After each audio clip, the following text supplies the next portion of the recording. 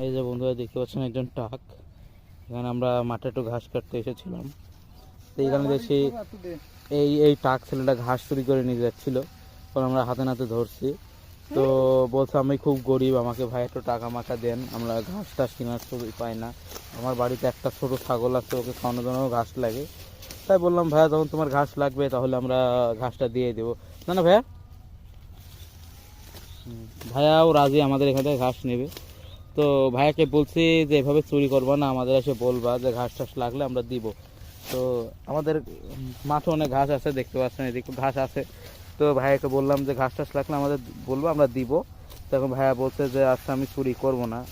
তো ভাইয়া আমাদের আবার ঘাসটা ভাইয়া নিবে, তাই আমরা বলছে আমি ফ্রিতে নিব না, এখন আমরা এই ঘাসটা বেঁধে দিব আপনার। তো সে এখন আমাদের ঘাসটা বেঁধে দিচ্ছে।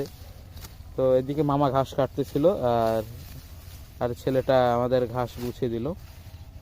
তো ভিডিওটা আজকে এই পর্যন্তই। আর যেসব ছোটো বাচ্চারা ভিডিওটি দেখছেন তারা চুরি থেকে বিরত থাকবেন, এটা খুবই খারাপ একটা অভ্যাস। তো তো তুমি বাচ্চাদের জন্য বলে দাও চুরি আর করবা না, বলে দাও।